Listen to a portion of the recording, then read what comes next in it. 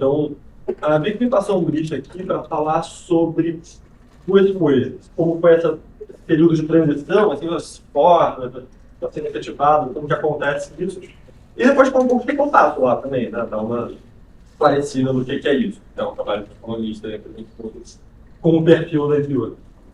Então, acho que essa primeira parte, assim, a primeira parte não tem apresentação, mas a primeira parte, assim, eu me formei no final de 20, que foi justamente, então, aquele período de pandemia máxima, todo mundo em casa, ninguém faz nada, E, assim, na verdade, para mim, quase foi uma sorte, porque eu não tinha que ir para a faculdade fazer as coisas do TCC, e eu não tinha que ir para a faculdade fazer minhas últimas matérias.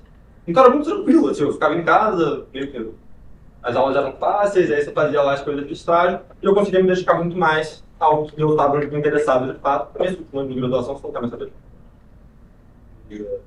Então, nesse sentido, assim, claro, não sou contra ninguém, mas eu acho que eu fui das pessoas que pegou o melhor momento para tomar o pau.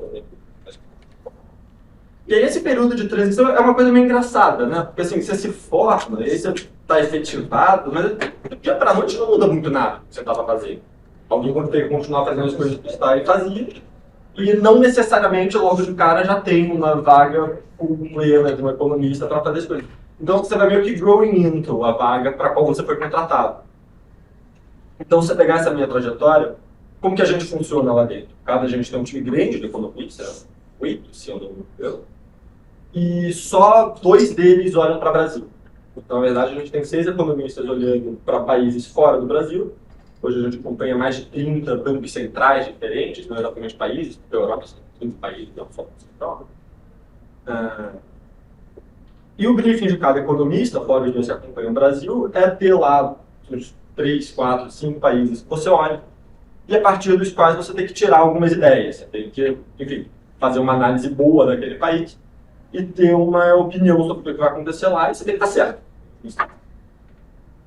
E aí, como que foi isso para mim lá dentro? Assim, sempre ajuda muito o fato de que a equipe toda foi... A gente tem um processo de ir incluindo um economista na equipe que é razoavelmente bem estruturado. Então, já ali no meu sétimo mês de estágio, começaram a me passar a África do Sul para fazer. E, para o estagiário, você receber esse tipo de coisa é muito divertido. Então, por um lado, tem uma responsabilidade a mais, o pessoal está te dando mais autonomia, esse tipo de coisa. Então, e, por outro, também, assim, você começa a fazer coisas de verdade. Você não está mais só atualizando o plano de inflação, mandando reporte de crédito. Você começa a ter um trabalho seu mesmo. Também é bom porque te dá um sinal de que realmente querem te efetivar. E aí, assim, ao longo desse tempo, então é isso, você passa por uma transição suave. Se você estiver num lugar que você está para ser efetivado, você tem mais esse tipo de processo, no fim das contas, eu não conseguiria apontar para um momento, quer dizer, eu conseguiria, mas é meio familiar. Apontar para um momento em que eu deixei de ser o estágio. Um momento para o qual eu apontaria seria quando a gente contratou um cara para minha vaga. Mas mesmo depois de você fazer isso, assim, você não passa tudo pro cara do dia para noite. Tem um mês que você fica conversando com ele, fazendo um monte de coisa, pegando na mão. Então, acaba sendo um processo lento mesmo. Às vezes é frustrante, porque no fim das contas você passa 6 meses já ali efetivado, o economista pleno, coisa e tal, e na prática você ainda está mandando reporte de crédito, fazendo e tal. Assim, falar que tiveram lá umas semanas que eu ficava pensando, não, acontece de vez em quando, mas é raro. E você meio que sabe o que você está fazendo ali, você está growing into uma coisa diferente que é o que você vai passar a fazer. E aí, quando você se dá por si, um ano e meio depois, você tem um folder de 5 países que você tem que acompanhar e só você acompanha aquilo. Isso é uma outra coisa que é interessante, que eu acho que é assim na maior parte dos lugares de mercado, que é muito diferente do que eu vejo dos meus colegas em outras áreas. A gente tem muita autonomia do que a gente faz. Cada pessoa que está no fundo, especialmente em mais tarde, lá. Eu tenho um chefe? Tem lá um economista que é meu superior hierárquico. Ele manda em mim? Não. Ele não define o que eu faço. Ele não me passa isso. Isso cabe a mim. Então, se eu não tiver nenhuma ideia por uma semana, eu não vou ter muito o que fazer por uma semana. Então, eu tenho alguma ideia. E isso é uma coisa muito interessante, te dá um ritmo de trabalho muito diferente de outros lugares. de conhecerem gente de direito, gente de consultoria, esse tipo de coisa, ver que eles sempre têm coisa para fazer. Eles sempre têm um prazo, eles sempre têm uma coisa de entrega, blá, blá, blá, blá, blá. Tá acontecendo na vida de vocês passaram os 3 dias, putz, o que você está fazendo? Estou descobrindo o que eu tenho de fazer, sabe? O meu irmão também trabalha no mercado, tem uma metáfora para falar disso, que eu acho que a gente sempre meio que sabe aonde pescar e meio que tem a vara, mas às vezes você não encontra nada. Às vezes você passa 3 dias, 4 dias num projeto de pesquisa e você prova que você está errado. E aquilo não vale de nada, na verdade. Então te dá um ritmo de trabalho, te dá um tipo de trabalho que... E assim, pesquisa é muito particular de estar na área de pesquisa econômica, né? Mas se você tiver... Claro, tem algumas coisas que você vai ter um monte mais de coisa operacional para fazer de dia a dia, de ter um chefe mesmo, você. Mas a Vic vai concordar com isso, eu imagino. Assim, que, em última instância, se você não tiver um projeto seu, se você não estiver fazendo alguma coisa, se não estiver levantando perguntas que você quer ver respondidas, você não está fazendo nada. Se você não fizer nada, você vai querer ficar com ele. Então, você está fazendo tudo. Enfim, se alguém tiver alguma pergunta, quiser fazer agora dessa parte, não, a gente pode falar no final também. Mas, em princípio, então, eu vou passar aqui para o que é o meu dia a dia, então. O que eu faço lá? Isso não mudou muito. Assim, ao longo do período que você vai deixando de ser estagiário, vai começando a trabalhar, de fato, a gente sabe que no mercado financeiro tem um sistema de área que a gente vai trabalhar. Como que você foi de economista na faculdade para economista dentro da BO? Isso é sorte minha só, eu sabia o que eu queria fazer. Só foi. Eu sempre gostei muito do... cara, quando eu fui prestar vestibular, eu sabia que eu queria trabalhar. Mas você estagiou antes também? Eu estagiei no Credi, mas no Credi eu também estagiei com Agro. Então, assim, tipo, você vai meio que testando. Quando eu estava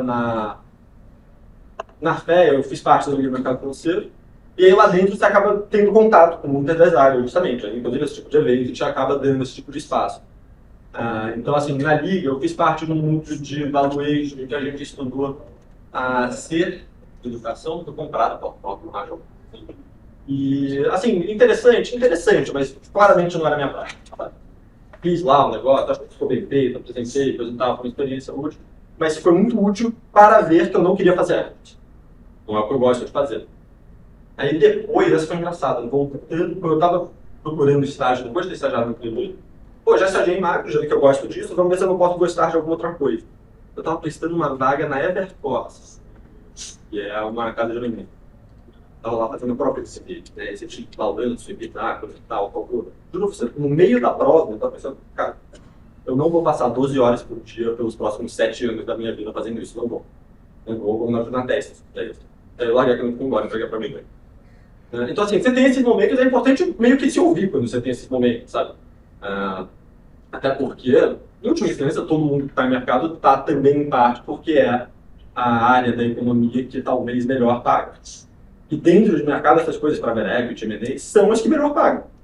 Então, você está pensando, putz, cara, será que eu não devia tentar fazer isso porque aí, sei lá, vou me aposentar com 32 anos? Vale a pena se aposentar com 32 anos, com 28 você quer estar um tiro na testa. Então, para mim, muito claramente, essa conta não fechava. Assim, eu gostei muito de estagiar em marketing disso. As instituições que eu fiz com os meus amigos na faculdade sempre foram disso. Sempre gostei muito do tema como um todo. E quando eu procurei outras coisas, é importante você se expor a outras coisas, porque você não sabe o que você não gosta, até que você de fato não gosta da coisa. Eu vi muito claramente que nada. A Equities é até um trabalho parecido, de pesquisa. Você tem que levantar perguntas e responder elas. Eu tenho vários amigos que trabalham nisso que adoram. Pô, o dia a dia de trabalho deles não é especialmente diferente do meu, não. Só que o tipo de coisa que eu tenho que responder sobre, eu vou mostrar aqui depois, mas o tipo de coisa que eu tenho que responder sobre é o que vai acontecer neste país nos próximos 3 meses. Eles têm que responder qual vai ser o free cash flow da Positivo. É só isso. Então, passando aqui para essa parte de como que é o meu dia a dia, assim, com a ressalva grande que muda muito. Então, sei lá, todo mundo deve ter visto aqui, 2 semanas atrás, acho que quebrou aquele banco americano. E aí nada do que eu vou mostrar para vocês se aplica. De nada disso ao longo daquela semana, a gente ficou correndo atrás de outras coisas, olhando monitor de liquidez, etc. Calça. E também, quando está acontecendo uma coisa desse tamanho fora, meio que dane-se a sua análise específica do país. Os Estados Unidos eles dominam completamente o mercado, não vale nem a pena entender. Mas, quando não tem um banco quebrando, que é uma coisa rara, o meu trabalho, no dia a dia, tem uma parte ali que é bastante rotineira, é bastante sempre a mesma coisa, e tem uma parte que é aquilo de levantar perguntas e responder elas. A parte rotineira é assim, ler jornal, todos os jornais que importam, dos países que eu estou fazer. Ler os relatórios de banco, eu tenho que saber o que os sell-sides pensam, o que a Goldman está pensando sobre Israel, não sobre Israel, mas sei lá, o BNP está pensando sobre Israel, melhor nisso, o que o Norte está pensando sobre a África do Sul, o PTG sobre a Argentina, os caras são ótimos para falar disso. E assim, você sempre tem que ler essas coisas, porque por mais esperto que a gente seja, a concorrência é muito esperta também. Então, eles acabam nos dando umas ideias boas e levantando coisas que a gente não pensaria em olhar. E fez esse tipo de coisa, mas assim, qualquer dado que tenha saído um dado de inflação, você tem que revisar suas projeções de inflação, um tipo de coisa que você tem que ter também. Saiu um dado de PIB, aí você tem que ver como foi a queda do PIB, ele cresceu, caiu, por quê, o que aconteceu aqui. Mas, feito isso tudo, a parte divertida de verdade do trabalho é essa parte de pesquisa. E a parte de pesquisa, em última instância, se resume a eu tenho que fazer a leitura da conjuntura de um país. Eu tenho que saber o que está acontecendo nesse país, eu tenho que saber o que vai acontecer nos próximos 3 meses. A gente tem um horizonte curto. Trata dos ciclos de política monetária. Então, daqui a 10 anos, a Índia vai ser a maior potência do mundo. Pô, importante, legal, não tem mente, honestamente não me importa. Quero saber se daqui a 3 meses o Banco Central da Índia vai cortar o seguro. A gente trabalha com esses horizontes mais curtos, é outra diferença em relação a equities. Aliás, em geral, equities tem um horizonte que na mídia, todo mundo fala, eles estão só pensando no fim do ano, no bottom line, nossa, uma ideia nossa que demora 6 meses para maturar, demora bastante tempo. E aí essa parte de fazer a pesquisa se resume a 2 coisas. Por um lado, eu tenho que ter toda a informação que todo mundo sabe, mas eu tenho que saber o que todo mundo sabe, e nisso, a forma que eu tenho de gerar alfa, a forma que eu tenho de valer o meu emprego, tendo melhor. Muito objetivamente, assim, eu tenho que ver a informação que todo mundo tem e fazer uma análise melhor do que todo mundo está fazendo. E a outra coisa que eu posso fazer para conseguir fazer essa análise melhor é ter informação que ninguém mais tem. Isso é difícil. Isso é a parte de pesquisa mais pesada. A parte de pesquisa em que você tem que ter uma ideia nova que ninguém teve, produzir uma informação nova e útil que ninguém tenha produzido, que você saiba também. O que eu produzo de fechado, eu não sei se outras pessoas têm, porque é também fechado para ele. Então, posso passar? Assim, por exemplo, na segunda-feira a gente vai ter a decisão de política monetária de Israel. Na setinha 1, funciona? Não, a setinha do... Sim, não. Tenta clicar na tela, só. A setinha para baixo? Então, toda sexta-feira, na Irlanda, os economistas fazem uma apresentação do calendário, em que cada um de nós passa pelas coisas que vão acontecer na semana seguinte, que nós julgamos importantes. Coisas que são importantes: inflação, PIB, eventos políticos relevantes, decisão de política monetária. Na semana que vem, a gente vai ter a decisão de Israel, no slide seguinte. E aí aqui, a gente consegue, vou explicar com mais calma isso, porque eu imagino que a maior parte de vocês nunca tenha visto, a maior parte das coisas que eu vou mostrar aqui. E assim, também, se vocês não entenderem alguma coisa, ficar com alguma curiosidade para depois, e a gente começar a estourar tempo, eu vou botar no stand por bastante tempo, então se quiserem perguntar qualquer coisa depois, super aberto, não tem problema. Qual que é o ponto de eu estar mostrando isso para vocês? Por que eu acho que esse é um caso interessante? Porque na semana que vem tem também, por exemplo, a eleição de Chile. Só que no Chile eu estou com a mesma opinião que todo mundo do mercado. Então não tem play aqui, não tem nada para fazer. Eu acho que vai acontecer a mesma coisa que o mercado acha que vai acontecer, os preços já estão nesse nível. Beleza. Em Israel não. Em Israel todo mundo acha que o Banco Central vai começar a subir em ritmos menores, quer dizer, vai tirar a taxa de 4,25 para 4,5. Eu acho que eles vão continuar num ritmo um pouco mais acelerado, vão dar lá 0,5% de alta, 50 bits e tal. E chegar no 475. Essa tela aqui é divertida, né? Você tem todos os economistas que acompanham Israel, que postam suas pesquisas na Bloomberg, todos eles têm esse 25. A minha call aqui é bem contra-consensual, seria uma barrinha mais ou menos nessa altura do lado do assim. No slide seguinte, a gente começa então a entender por quê. E aí é aquela coisa, tem um lado disso, que sou eu olhando para a informação para a qual todo mundo está olhando e chegando a uma conclusão diferente. Chegar a uma conclusão diferente no mercado é sempre tricky, porque as pessoas, a concorrência é esperta.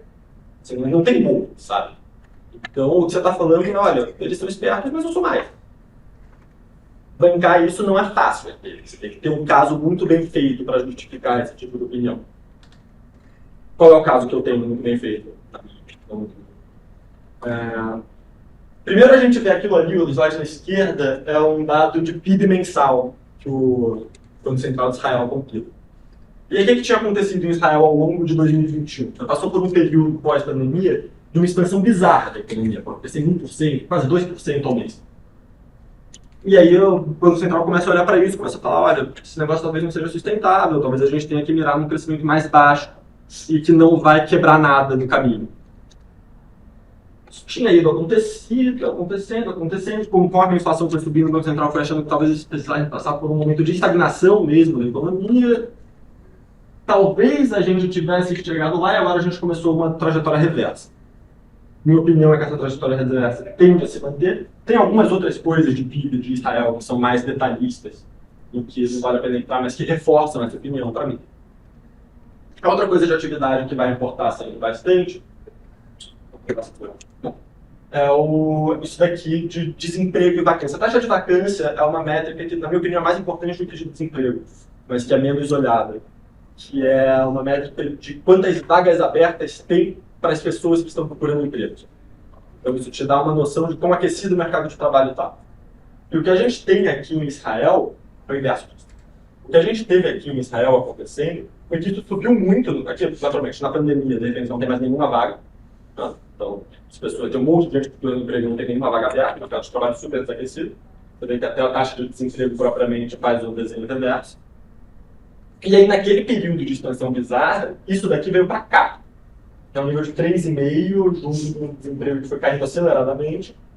E agora começou a cair na ponta. Aqui esse gráfico está cortado, na ponta da taxa de desemprego voltou a cair muito. Ele estava travado em 4, voltou ali para quase 2,9.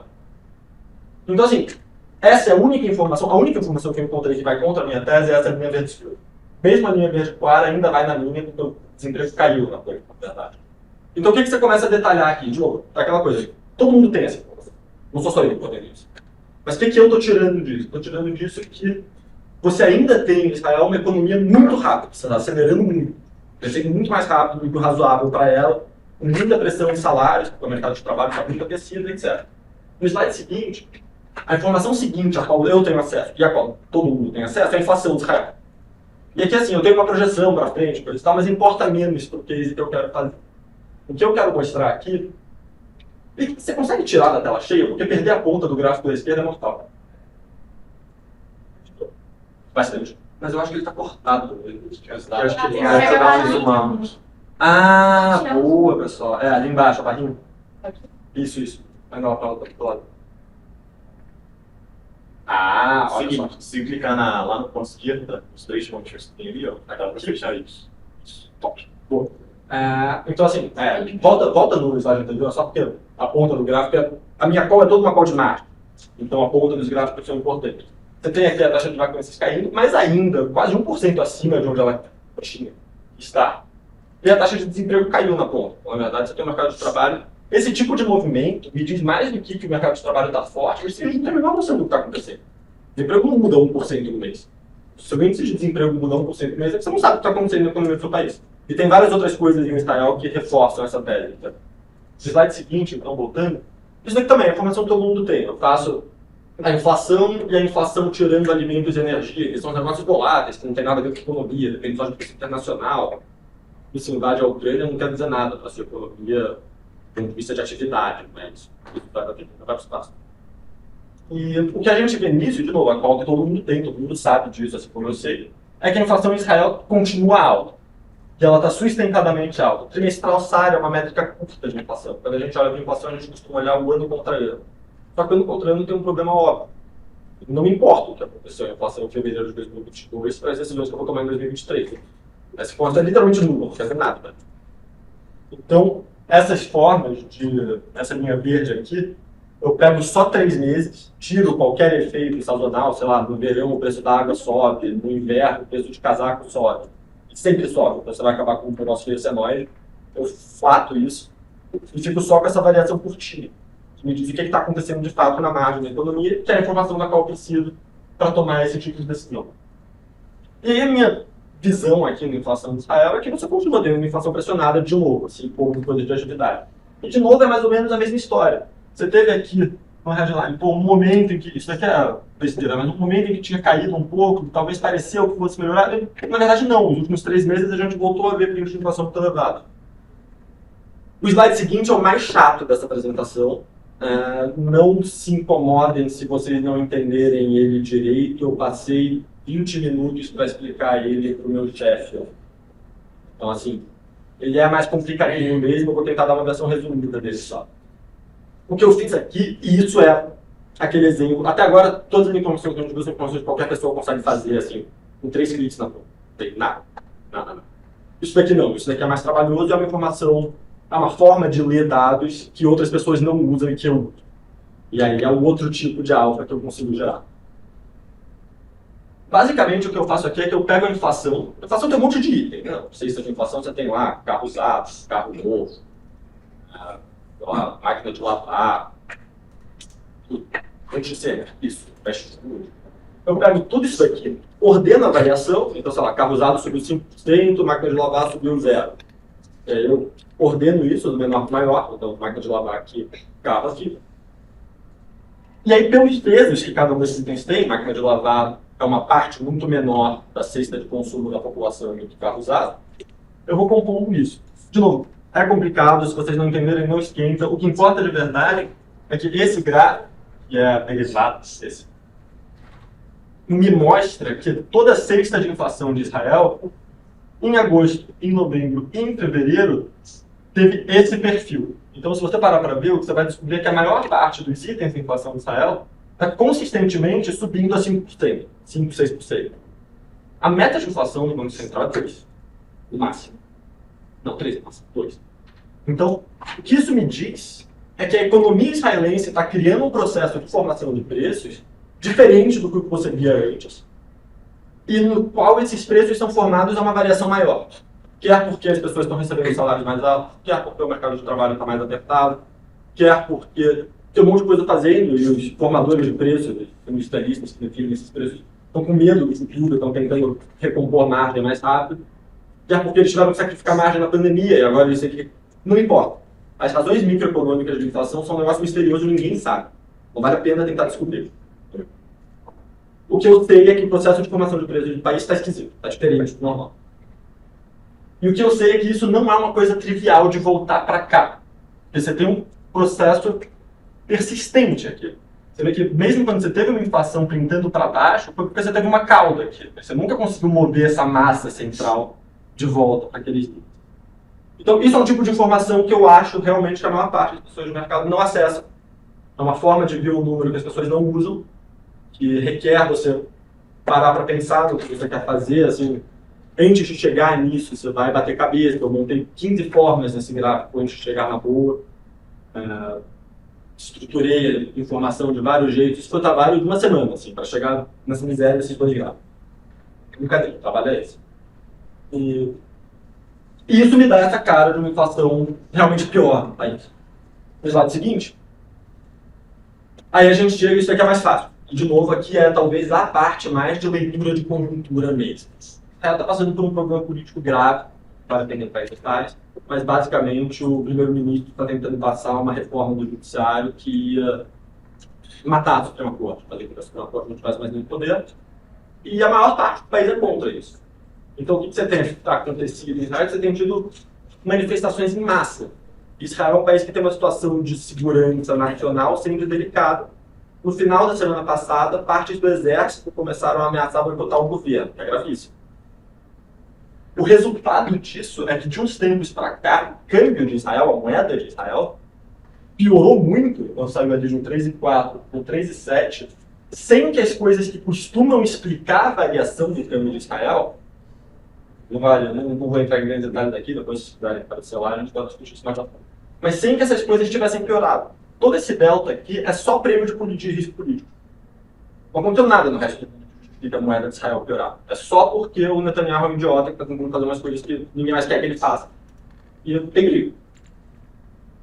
Deu uma melhorada no sentimento disso recentemente, porque o Netanyahu pareceu que ia ceder à oposição.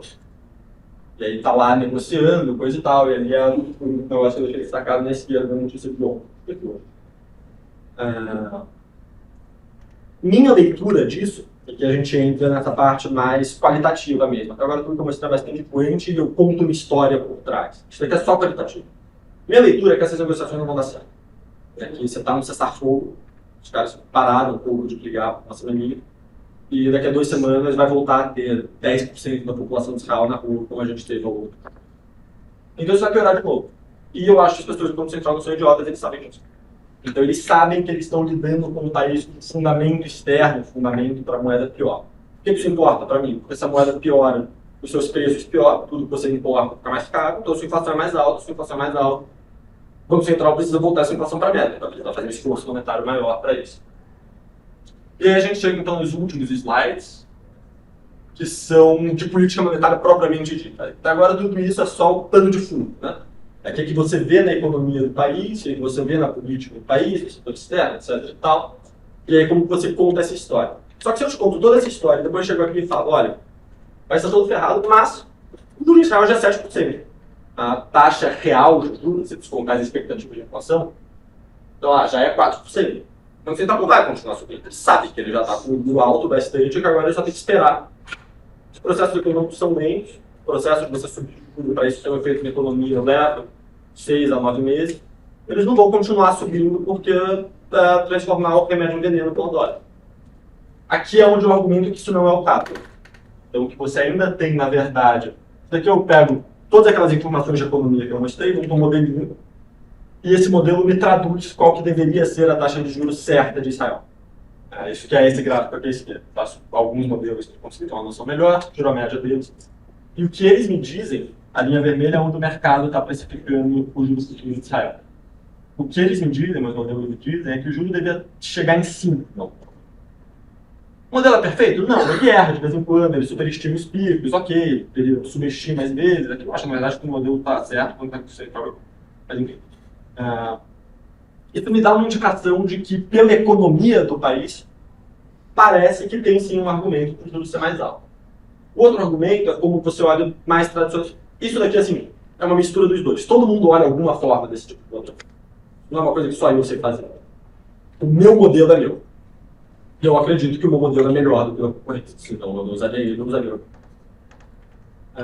Isso daqui é uma outra forma de se olhar para a política monetária e falar, olha, realmente, eles já subiram bastante os juros, você já está aqui, a linha verde, a linha vertical. Você já está aqui num nível que você não via desde lá 2006, 2005. E o meu argumento é que, ok, mas os americanos subiram mais. A gente está num momento global que requer juros mais altos, a gente está vendo isso claramente. Normalmente Israel trabalhava com um juro mais alto do que os Estados Unidos. Quando eles não fizeram isso, eles se arrependeram, tiveram que subir depois, né? E agora eles voltaram a estar abaixo. Eu não acho que isso seja confortável para o Banco Central. Acho que eles devem correr atrás dessa terra que eles perderam também. E é meio que isso. Você chega nesse tipo de leitura toda e aí você tem, então, olha, o estudo eu acho que o Banco Central sabe dessas coisas, eu acho que o Banco Central concorda com a minha leitura. Então, não só acho que eles devem subir 50 vezes, eu também acho que eles sabem disso e vão fazer isso. Porque se eu argumento tudo isso, mas eu estou falando de um Banco Central povoado por idiotas, por exemplo, a Colômbia, eu posso chegar em tudo isso e falar, apesar disso, eles são burros, eles vão subir 25 e vão errar. E aí eu tenho outra call baseada nesse tipo de informação, que é, sei lá, que a moeda vai piorar muito. Aí no último slide, então, como que eu argumento que dá para ganhar dinheiro nisso? E aí que é a diferença importante de buy side. Eu tenho toda essa análise, se eu fosse um consultor, eu poderia ter toda essa análise, ignorar bastante o mercado e só passar adiante para os meus clientes. Olha, então isso daqui, vocês que se viram. Eu não sou consultor, eu sou um economista num fundo de buy side, eu trabalho muito perto da mesa. O Martinho e o Rodolfo, que são gestores que olham mais de perto países emergentes, sentam literalmente na minha frente. A distância qual eu fico deles no meu dia a dia é 700 km de você. Então, eu não posso fazer tudo isso, falar isso para eles não olhar para mim e falar, ok, Barão, eu faço o que agora? O que eu faço com essa informação que você me deu? Eles podem discordar de mim. Eles discordam de mim com alguma frequência. Mas, quando eu mostro isso tudo para eles, a minha conclusão final é dar o meu cenário de mercado. Essa tabela aqui é razoavelmente complicada se você nunca viu ela, então também, de novo, a gente pode explicar com mais calma depois, se alguém quiser. Mas o que ela está me falando é, em vários cenários de movimentos do Banco Central, quanto que você tem para ganhar ou perder de dinheiro dependendo da sua posição. Aqui é que eu uso essa tabela para argumentar que no meu cenário, que é que o Banco Central vai subir pelo menos 50 a 25, no cenário 11, você tem, se você fizer a lei certa aqui no curto de Israel, você tem 0,12% para ganhar na posição que você não está. É um bom dinheirinho. Só que o trabalho não é só esse, porque eu posso estar errado. Eu posso ter toda essa argumentação muito bonita, o Banco Central discorda de mim e dá o 25, né? Isso é burro, a gente não. Tá? Acontece, certa frequência. Então eu tenho que saber qual que é o risco ao qual eu vou estar expondo o meu gestor nesse caso também. Se você fizer isso e você estiver errado, quanto dinheiro você perde? E aí, qual que é a minha cabeça? Se eles derem o 25, por natureza, o Banco Central de Israel é um Banco Central lacônico. Eles não vão dar forward guidance, eles não vão falar o que eles vão fazer na decisão seguinte. Então o mercado vai precificar alguma coisa entre eles continuarem subindo 25 e eles pararem. Então eu monto esse cenário 5 aqui, você tem 25, 12,5. Deu meio, 50% de chance, um alto. Nesse caso, você vai perder 0,07% se você tiver nesse trade positivo. 12 para ganhar, 7 para perder. Parece bom. Balanço de risco aqui faz sentido. Tem até uma chance de eles precificarem um pouco mais, se eu quiser ser mais otimista, precificar 12,5, 12,5 na seguinte aí. Então a minha conclusão com isso tudo, isso foi o que eu argumentei para a mesa, para os gestores, na sexta-feira, ontem mesmo, é que vale a pena ter esse trade no MUT para essa decisão agora. É esse o trabalho. Você faz isso para 5 países, toda semana, todos os dias da sua vida. Se você gosta, é muito legal. Se você não gosta, senão não tem. É meio que isso. Se tiver alguma pergunta, vamos para. Eu tenho uma dúvida. Se você por exemplo, você errou toda essa previsão, não deu certo, foi 25 mesmo, foi assim. Como fica o seu psicológico, como você cuidaria dele para se manter constante, para fazer a previsão? Nesse caso, não seria muito horrível, porque eu sei que é uma call curta, é uma call estreita. Nesse caso, se eu erro, vou ficar feliz? Não. Vou ficar puto, vou me achar burro, vou me dar um chute, beleza. Então você vai parar rápido, você se habitua. Você erra muito. Parando para pensar assim rápido, eu consigo pensar em 5 decisões parecidas com essa que eu errei desse jeito. Terça-feira eu errei. Quarta-feira eu errei uma de África do Sul, só que eu errei pro lado certo, foi bom. Eu achei que eles iam fazer menos do que eles fizeram, eu deu no erro. Assim, você erra, cara. Você erra, você fica puto na hora, respira fundo. E aí o que eu acho importante de fazer, depois de respirar fundo, de pô, beleza, entendi, ok. Eu gosto de andar de bicicleta para dar uns travados. Depois disso, o que eu acho importante é voltar, olhar essa mesma apresentação em que eu tinha esse argumento, entender por que eu errei. O que o Banco Central viu que eu não vi? O que eles interpretaram diferente de mim? Eu estou certo? Eles erraram nessa decisão? É razoável, é possível isso. Eles vão dar um 25, e aí eles supõem que o Banco Central dá 25 e pá. Acabei. 4,5 tá bom de juro para mim. Eu posso olhar para eles e falar, cara, 4,5 não tá bom de juro para você. Isso não vai ser o suficiente para retornar a sua inflação para a meta. Vai continuar tomando inflação alta. E aí eu tenho uma posição que é de ficar tomado, apostar que o juro vai subir daqui a 2 anos. Quando o Banco Central vai descobrir que ele tinha que ter feito mais coisa. Ou o Banco Central pode falar, parei, vai expor os argumentos dele, eu vou olhar para aquilo e pensar, realmente, eles viram isso diferente, a queda da taxa de vacância já é rápida o bastante, essas coisas que eu estava vendo na inflação, eles têm um argumento sólido de por que não é bem assim. O risco político vai retroceder de fato, o Netanyahu vai ceder para os caras e a moeda vai começar a apreciar e pôr uma pressão baixíssima na inflação. E aí você faz esse tipo de análise mesmo. Isso eu acho muito importante. Tem que fazer um pós-mortem de seus erros. E é importante até justamente para o psicológico, assim, para você superar o negócio de se habituar a errar, entender que é do jogo, vai errar às vezes. E o importante é saber porque você errou e não errar no próximo. E aí você vai errar. Acho que é legal pontuar também que isso é muito dentro do modelo de trabalho que a gente tem aqui. A gente está falando de um fundo de investimento e o Zé faz parte do time de economistas, no MAP, que é um dos principais fundos, e tem pontos positivos e negativos. Do lado dele, por exemplo, ele tem 25 anos e ele faz esse tipo de trabalho. Se você for pensar no banco, provavelmente o par dele no banco é um cara 20 anos mais velho que ele. Então, assim, pô, é legal. Pô, você não, tem... provavelmente, posso de um. Viu? Acertei. Eu acertei. Então, assim, realmente, você tem que avaliar o que você gosta, profissionalmente falando. Você gosta desse tipo de exposição, você fica nervoso, porque, assim, é um dia a dia, né? Então a gente tem que pensar, um dia isso aqui ele está falando de Israel, mas ele também tem que falar da África do Sul, ele também tem que falar da Argentina, e tudo isso é o seu dia a dia. Se você gosta disso, se faz parte da sua personalidade e tal, fala, pô, legal, eu quero ter essa exposição, eu quero virar para um cara que tem, sei lá, estudou em Stanford e falar o que ele tem que fazer, que é o que você faz, basicamente. Mas tem gente que não, tem gente que gosta mais da análise em si. Eu gosto do research, eu gosto de estudar o país, eu gosto de chegar nesse número, mas eu não quero que me culpem se esse número não for esse. Por outro lado, o consultor. Por outro lado, o consultor, se eu fosse um consultor, eu terminaria toda aquela análise, eu não teria esse último slide, eu falaria, olha, acho que dá para tomar número. E aí, se eu tivesse errado, eu depois do dinheiro. Se eu errar muito, os meus clientes vão parar de me contratar. Mas a coisa que eu tenho que administrar é uma relação com o cliente, não ter o dinheiro do fundo.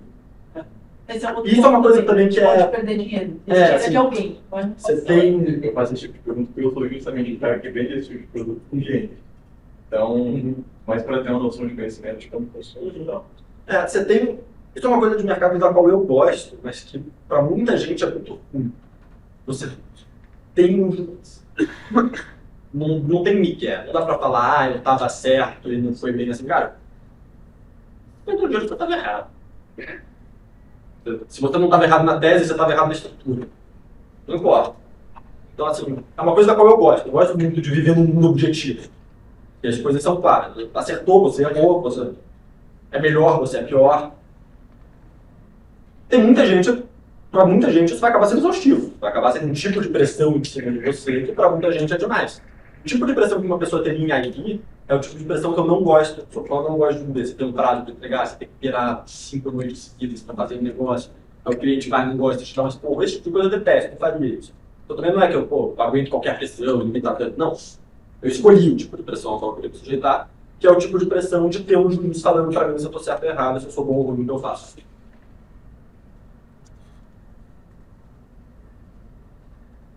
Uma pergunta bem besta. Como é que você evita o risco? Por exemplo, olha para Israel, vê toda a confusão, fechou o aeroporto, tá todo mundo explodindo, vai dar merda. Você falou, vai subir o aplicativo. Como é que você evita o risco?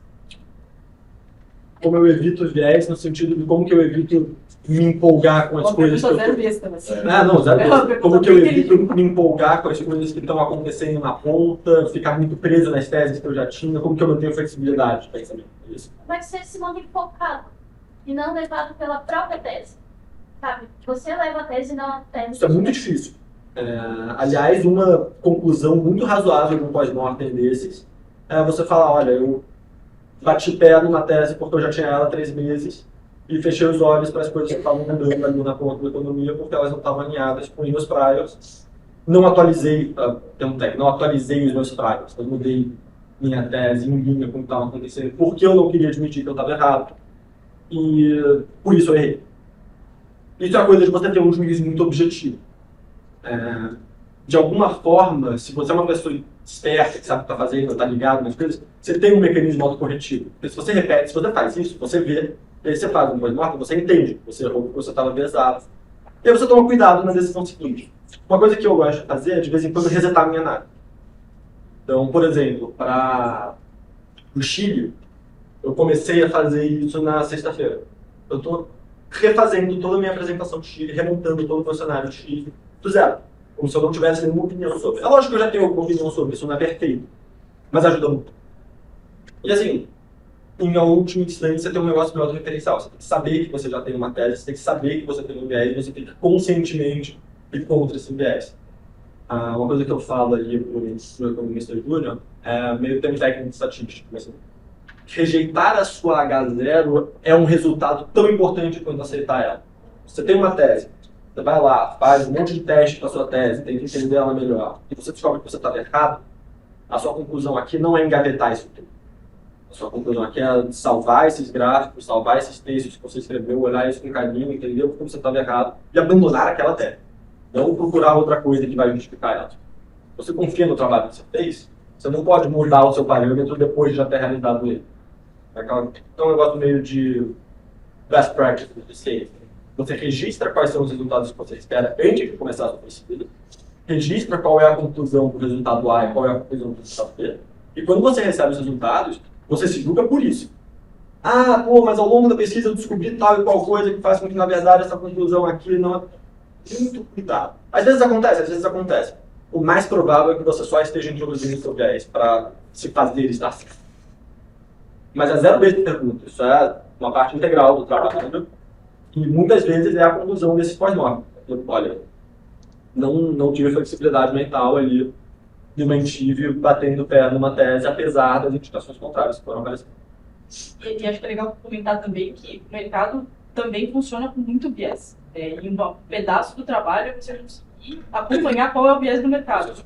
É insuportável, mas é verdade. Então, às vezes, ele faz toda uma análise, ele entende que tudo faz sentido, mas na hora que ele está mostrando esse gráfico aqui, ele fala, pô, o mercado está completamente irracional, está todo mundo com algum viés para um lado e não tem dinheiro nenhum para ganhar aqui, por mais que esteja correto. Esse é o caso do Isso às vezes SVB. acontece. Esse é o caso do SVB. Quando o banco americano quebrou, não importa, eu posso fazer toda essa análise. É que no caso tem a decisão, mas qual é que a decisão você quer 2 semanas? O Central quebrou, bom, eu posso fazer toda essa análise.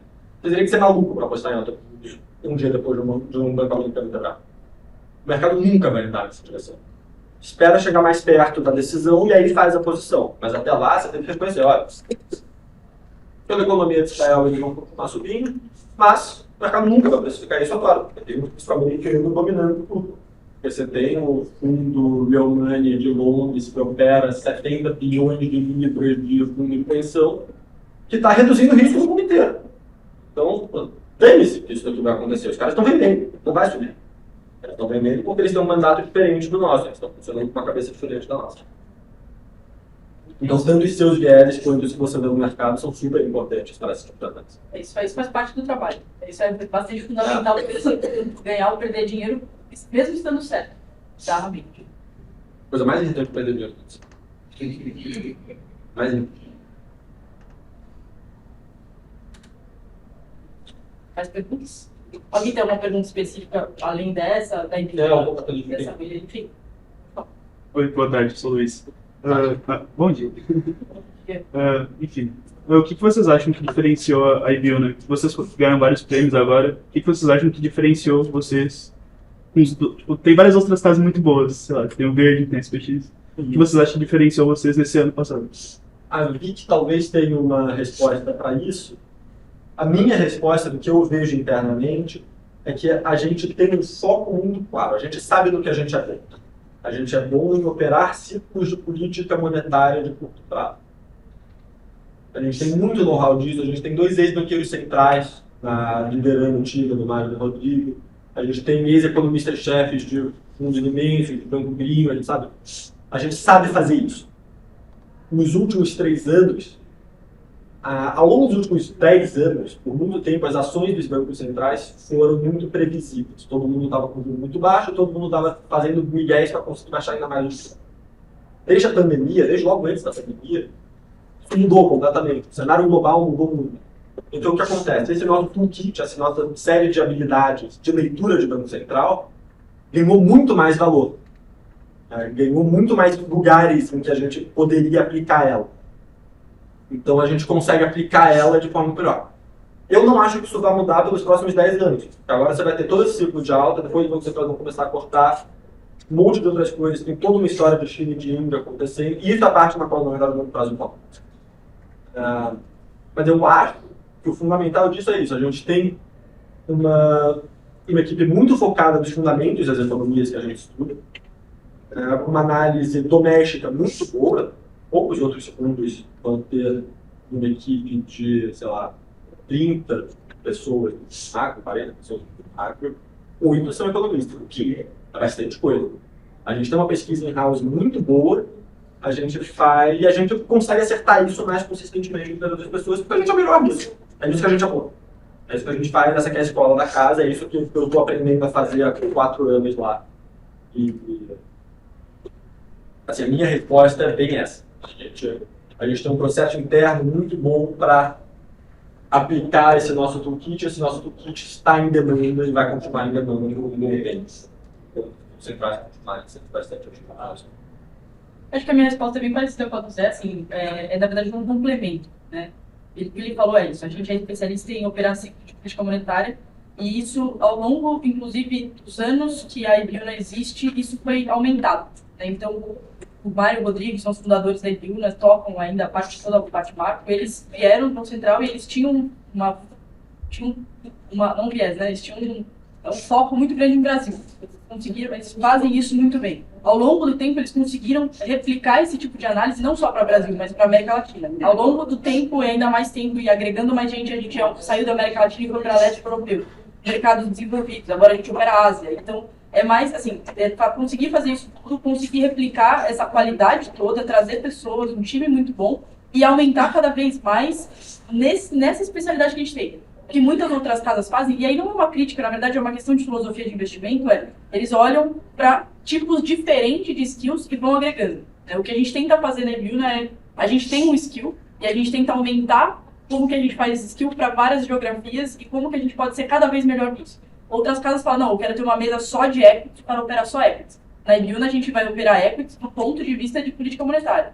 Em muitas casas SPX, por exemplo, eles têm a Capital, eles têm uma mesa só de equity. E aí, assim, meio que, importa o número de Israel? Importa. Mas, assim, no final, o cara tá olhando o dia a dia lá, o trade, se o mercado tá racional, tá irracional. Se é compra-venda, é uma coisa muito mais fast trading, mais rápida que a gente. A gente tenta não dar tanto foco nisso. Tem isso também, mas não é o principal. Né? Então, são estilos diferentes de casa. E aí, eu não vou ser hipócrita, assim. Eu acho que os dois tipos de produto fazem sentido num portfólio. Né? Tanto a gente quanto a SPX, por exemplo. São casas que vão ter uma correlação, lógico, porque a gente está operando os mesmos mercados, mas o estilo de operar é diferente. Então, você ter os dois produtos, por mais que eles façam sentido ali, se conversem, eles são diferentes e tem pessoas pensando diferente de trás.